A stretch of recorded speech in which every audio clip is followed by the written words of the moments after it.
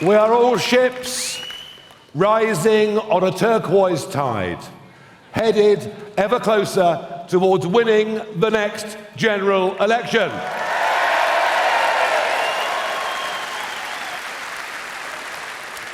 It's been a day of some considerable news. It seems that female politicians are all the rage at the moment. We had our own very positive announcement overnight, of which you will hear more. But the reason that I've moved this speaking time forward is because this government is deep in crisis. Not only have they fallen into deep popularity within just a year of winning the general election, but it's become clear to all of us that it is a cabinet of wholly unqualified people to run our country. They are not fit to govern.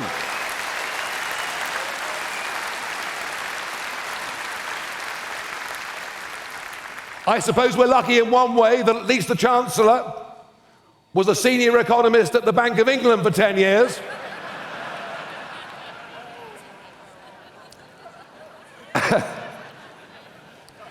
And that the business secretary is a fully qualified solicitor. And that the deputy prime minister and housing secretary, until half an hour ago,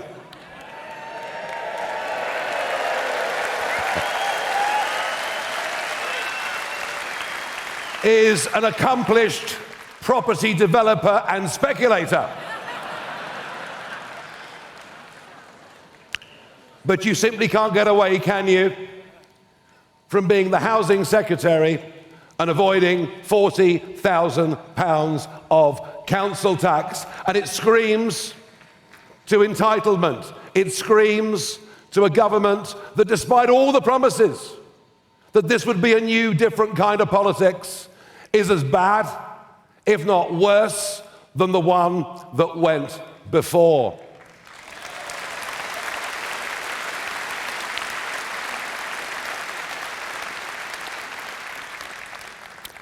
We've been told that right now the Prime Minister is organising a reshuffle. Yet another reset. And that the names of the new cabinet will come out later on this afternoon. Well, I didn't want the Prime Minister to do anything to spoil our conference, and that's why I've come on the stage now to say they are not fit to govern. The Conservative Party are riven. In fact, Nadine Dorries said overnight, the Conservative Party are dead. Deservedly so. Deservedly so. And they will not be forgiven. They will not be forgiven for their betrayals over the course of the last 5 years. Mass migrations, illegal immigrants crossing the Channel, sky-high taxes, and much else. But in the middle of this meltdown of these two parties that have dominated for 100 years British politics, in the middle of all of this, there is a new, strong, unified party that speaks with one voice, that knows it's determined to put the interests of Britain and the British people above that of outdated international treaties or dubious courts. We are the patriotic party. We are the party that stands up for decent working people, and we are the party on the rise.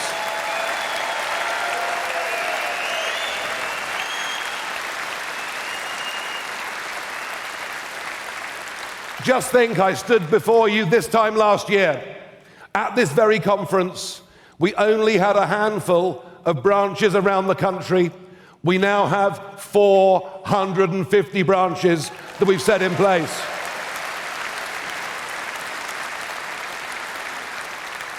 As we entered the general election of 2024, we had 30,000 paid-up members. In the last hour, we've gone through 240,000 members.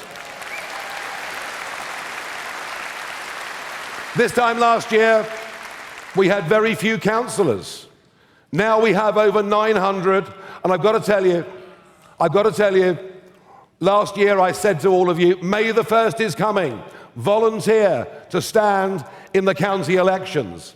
And even though the government cancelled the elections in 9 of the counties that we would have won, we still won outright 10 county councils and became the largest party in 3 others.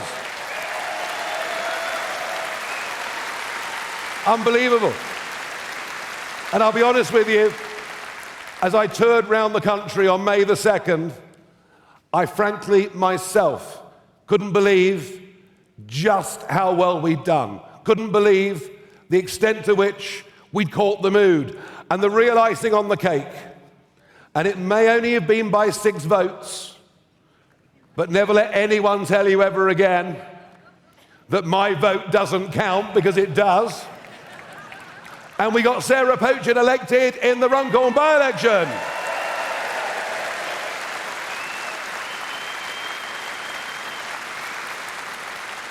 We have topped over 100 of the last opinion polls. Our lead is between 10 and 15% against any of the other parties. And I tell you what, given the state of chaos they're in, I think we can increase that lead further yet. Folks, it's happening.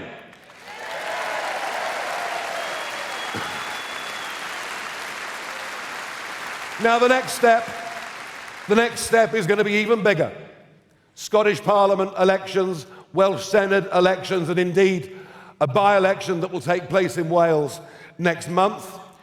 All 32 London boroughs will be up for election, and we will take that seriously as we get ready to have a mayoral candidate so that we can beat Sadiq Khan next time round.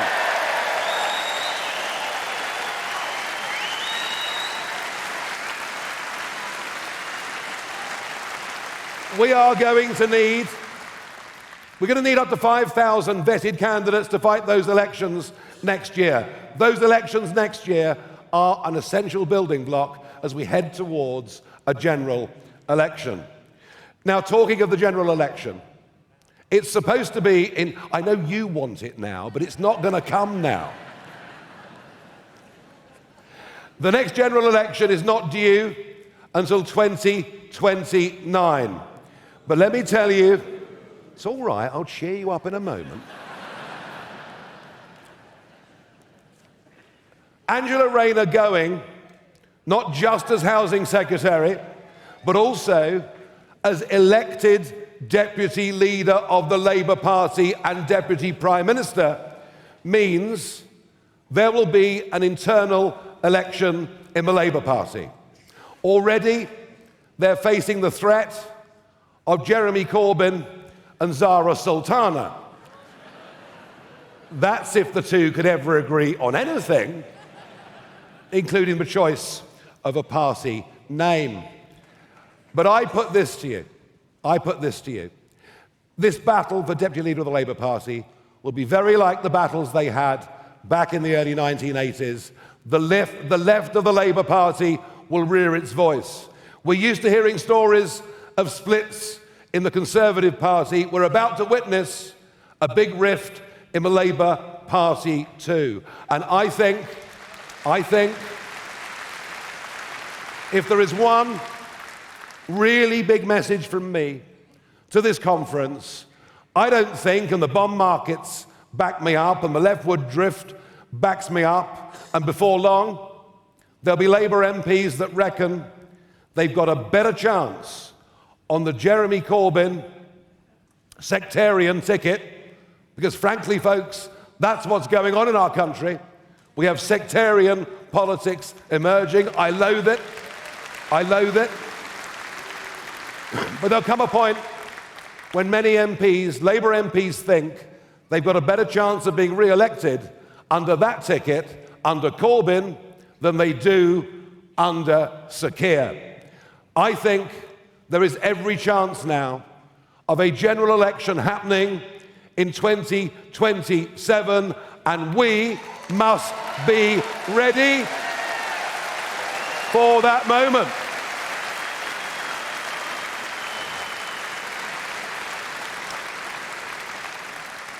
Now, we also, as a party, have to raise a lot of money, and we're making progress. Our treasurer, Charlton Edwards, and his team doing a great job. Our honorary treasurer, Nick Candy, has personally already put in over £500,000 of his own money. Nick, we thank you for that.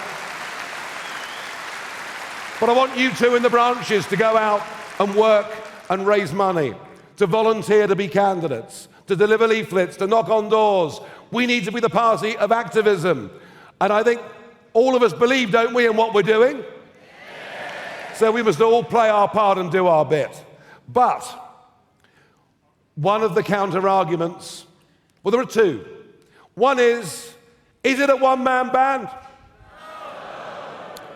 I went to the football shirt stand earlier, and there you've got 11 names.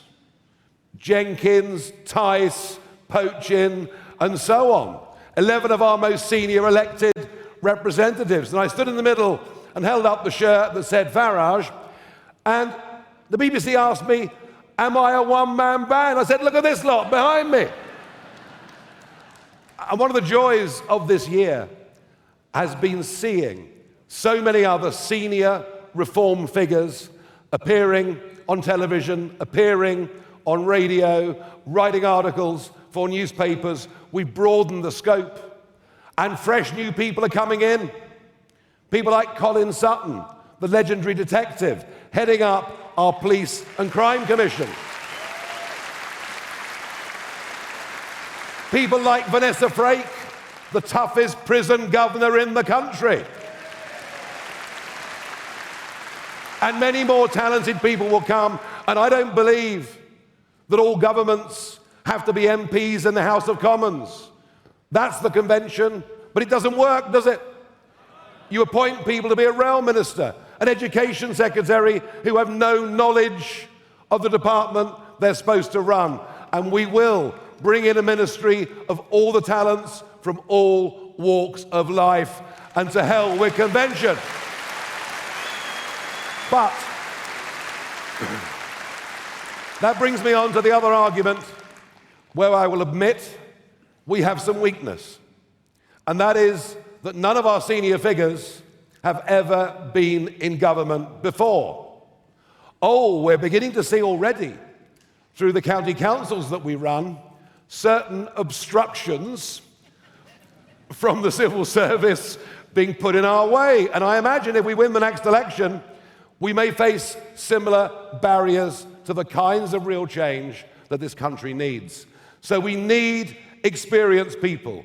We need people who have been in government. We need people who understand just how the system works and what the difficulties are. We need people with experience.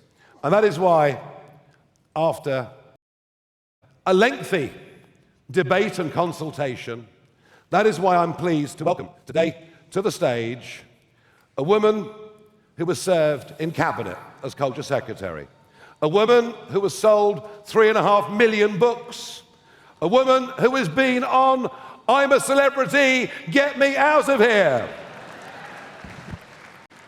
Somebody from the real world who's worked their way up, been incredibly successful, who actually crosses the boundaries from politician into celebrity.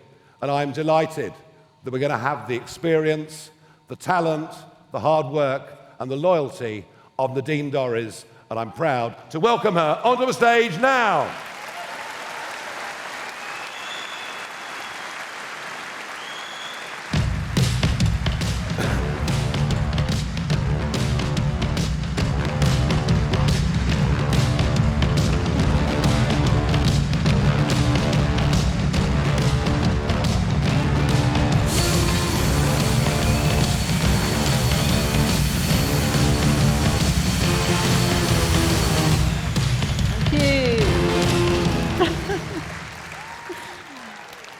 Well, that's the most dramatic entrance I've ever made into a room, ever. Thank you for that, guys. Everyone, I want to say I am more than delighted to be amongst you today. I'm actually relieved. And the reason why I'm relieved is I feel for the first time in a number of years as though I'm at a conference and amongst people who share the same principles and values as I have always held. And I can feel it in this room, the energy and the excitement and the acknowledgement that there is a job to be done. I want to thank Nigel for that introduction, and I want to thank everybody at Reform for bringing the party to this point. The reason why, and I'm going to deliver probably a slightly more serious message, the reason why is this government is in deep and serious trouble. It is falling apart. It is dividing and fracturing. The Conservative Party did that a number of years ago. But it's not just our political parties which are in trouble. It's the country too. And just as an example of this, if you look at our economy, everything that should be going down is going up. Whether it's taxes, unemployment figures, inflation, the number of illegal immigrants who are crossing the safe continent of Europe and leaving the shores of France to arrive on our shores, everything is going up. But the most important figure, which is rising, is the interest on our government debt. Now, what does that mean? It means that the international economic community are looking at us, and they have decided that this government cannot manage the economy. It has no faith in this government to reduce public spending. And that was evidenced to us a number of weeks ago when Labour MPs refused to put through cuts to the welfare bill. And when a government shows that it can't manage its economy, and when what is happening to the Labour Party, quite obviously now, it's fracturing and dividing into two, the far left and the left. Some of us have been here before, haven't we? Some of us are still, I'm sure some members in this audience must be as old as I am, and we're here in the 70s. When we've been through this before, we know where this road leads to. So we're in deep trouble, and we can't look to either of the main political parties up till now, Labour and Conservatives, to save the country. Now, I think it's an overused expression that the next general election is going to be the most important. We say at every election, it's almost like Peter and the wolf. But for this election coming up, it really is going to be the most important ever. Because when Labour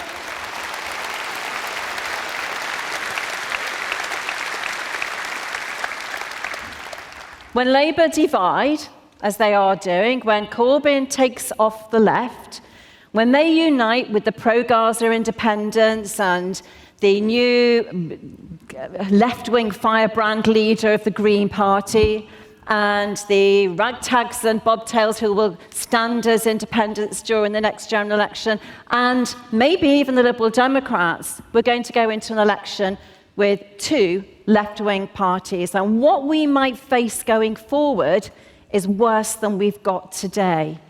That's why Nigel, his team, Richard and others, the Reform Party is the party of the moment.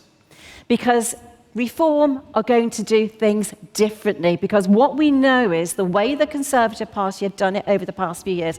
And to any Conservative Party members who are watching this today and thinking of joining Reform, the Conservative Party do not deserve your loyalty.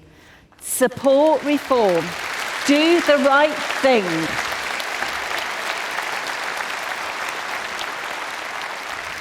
Frankly, any party which removes two election-winning prime ministers, replaces them with dud after dud, just does not deserve your support.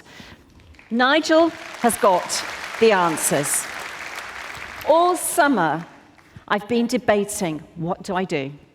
And I have watched Nigel time after time, issue after issue, whether it's been law and order, whether it's been illegal immigrants arriving on boats, risking their lives on boats to get here, cross to the UK, leave the safe shores of France, get fed, get housed, check into a premier hotel, and never be deported. And why wouldn't they come here? They never get deported. Huge, huge cost to our public services. I've looked at Nigel, and he has had the answers. His response to the immigrant crisis is just comprehensive. It's not only will it solve the problem of removing people, it will act as the most effective deterrent to others wanting to come that we've ever seen yet.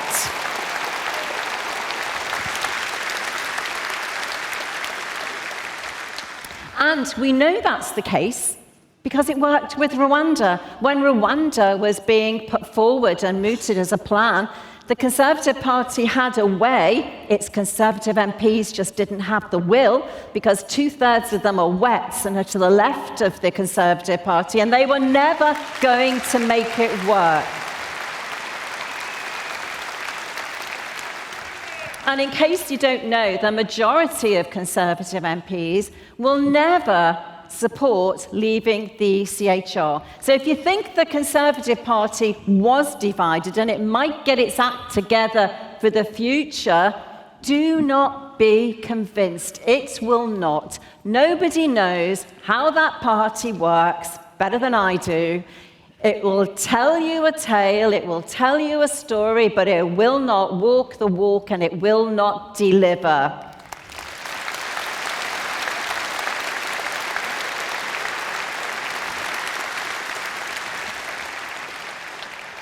And I suppose I want to finish by saying this. Loyalty in a political party is everything, whether it's from its members or from its MPs or its councillors. The reason why Labour are falling apart, the reason why the Conservative Party fell apart, is because when they come to be tested, as we saw recently with Keir Starmer having to make a number of U-turns because his MPs won't support him, as we saw in the Conservative Party, divided parties don't win election, and when a party has disloyal MPs, and I know something about this, I was the architect, the person who made the Posh Boys comment.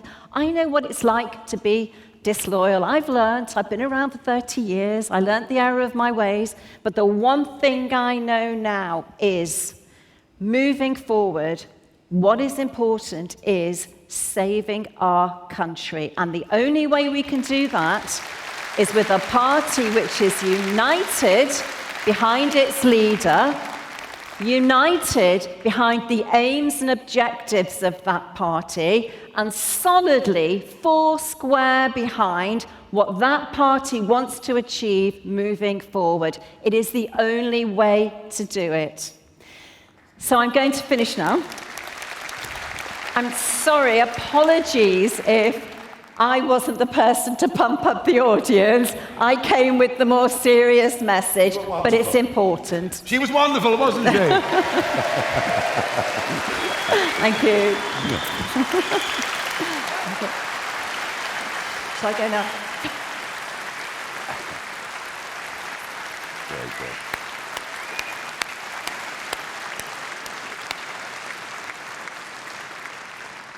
And to all of you watching on live stream, and I know there's a massive audience out there, listen to what Nadine just had to say. Again and again at elections, they talk the talk, they never walk the walk, but we mean what we say, and we will deliver that promise I make you.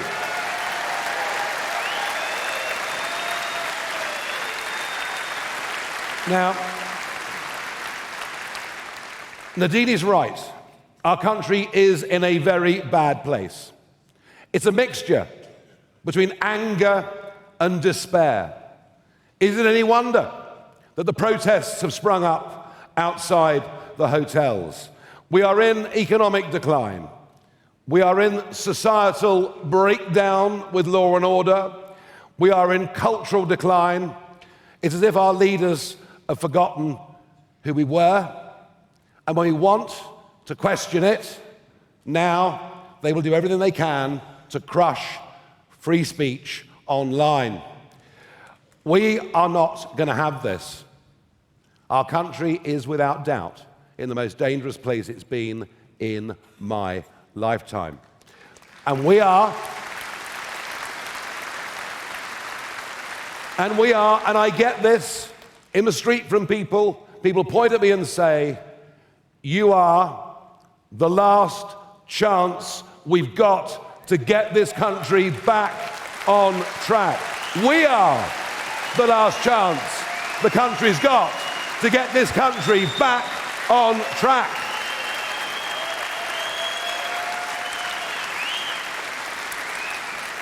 And that is why, let's make Britain great again. I've heard that phrase somewhere else before, but I agree with it. And that is why, talking of flags, that is why spontaneously across the country, there's barely a lamppost now that doesn't have the Cross of St. George or the Union Jack. And we love it.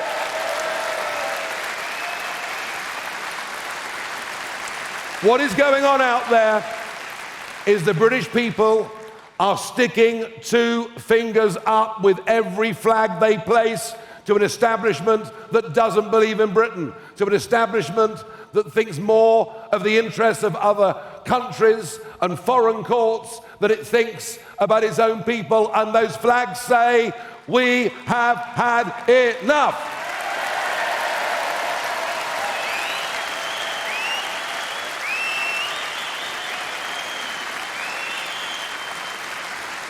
And we will, and we're determined, we will make Britain safer again, beginning with zero tolerance policing. If you shoplift, you will be prosecuted.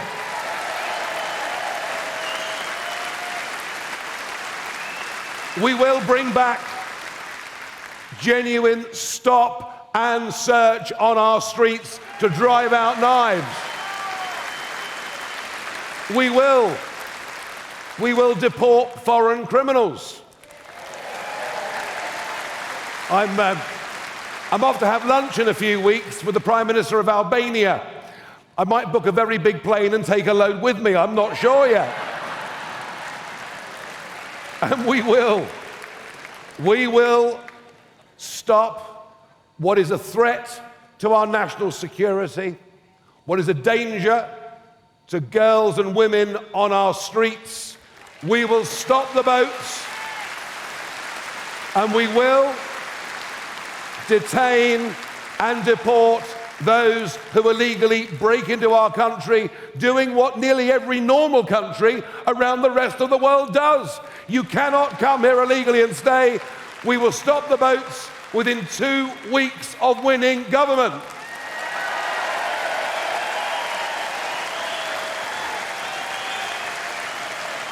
We will.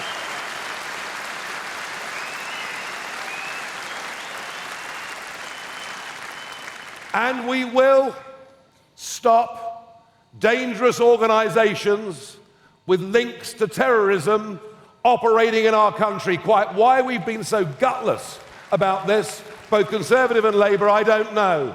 All across the Middle East,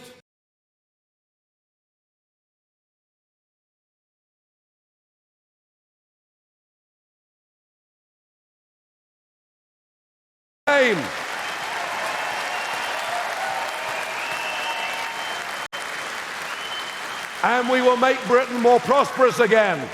Our energy policy, led by Red Ed, is a complete and utter disaster.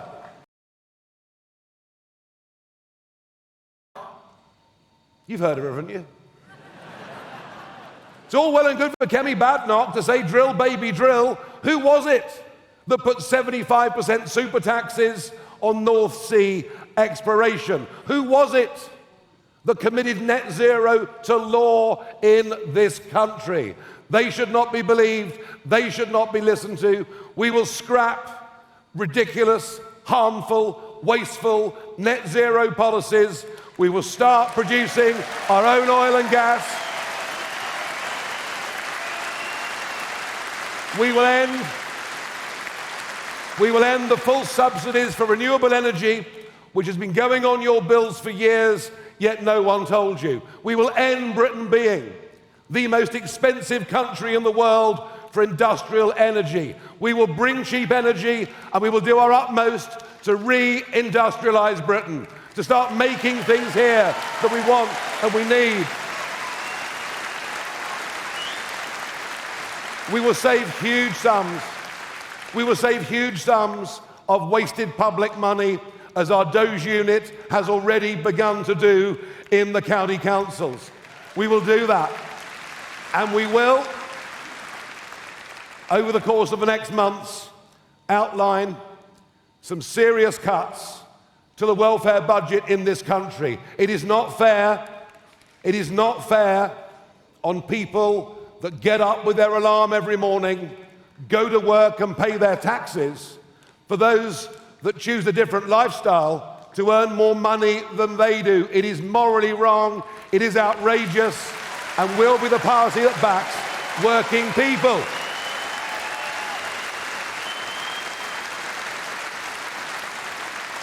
And we'll make London a centre for digital assets and cryptocurrencies, bringing thousands of jobs and taking us firmly, as well as reindustrializing, into the 21st century technologies. But you can't do that without lots of cheap energy. We're literally betraying anyone in Britain that wants to be part of the modern digital age. And we'll end this disastrous exodus. The rich are leaving. Some people think that's fine. But if the rich leave, if the biggest taxpayers leave, it means everybody else has to pay more. It doesn't make any sense. The politics of envy has never, ever worked. I don't want big taxpayers to leave. But equally, I don't want the young and the ambitious to leave, and they're leaving in droves. So we will make sure that people come back and see us as a place to be. And let's start teaching kids at school trades and services. You know, the one thing that AI will not replace is the local plumber. They're going to make a fortune in the years to come. In fact, looking at the bills, I suspect some of them are already. But most of all, we need to make Britain proud again. We've lost our sense of who we are. We refuse to acknowledge publicly the Judeo-Christian culture and heritage that we have, and that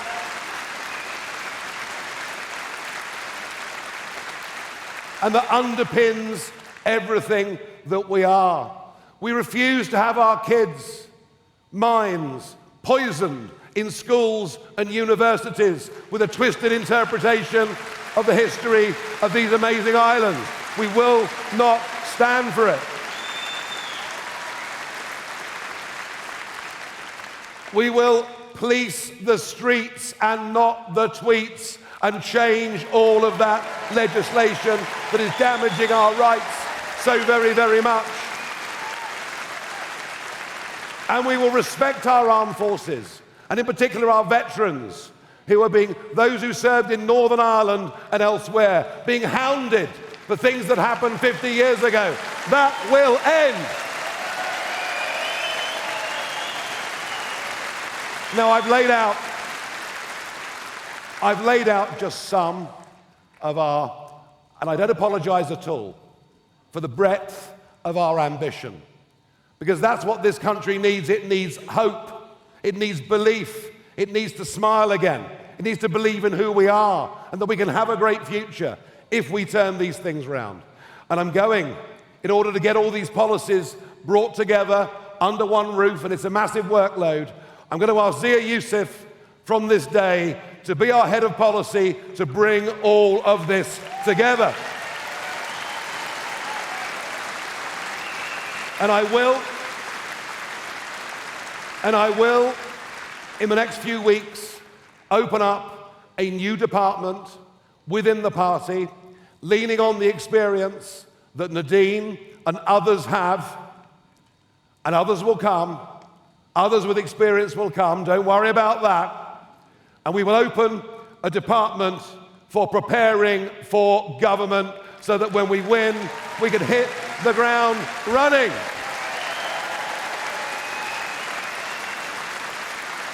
I promised you a year ago I would professionalise the party. Have a look around you. Have a look at this conference. Haven't our team done just the most amazing job? I promised you I would democratise the party. I think the fact that 70,000 of you voted for our new board members was an incredible show that you believe in the party, you wanted this democratisation. And all I can do is to promise you that I will give this everything. I will give this absolutely everything that I've got.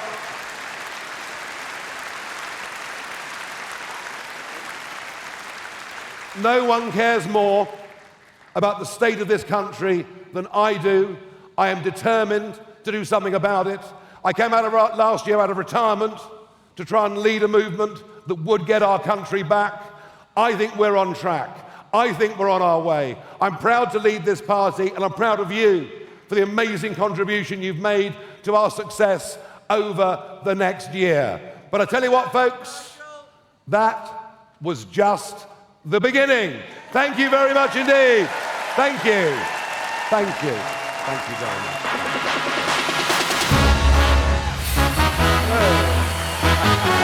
much.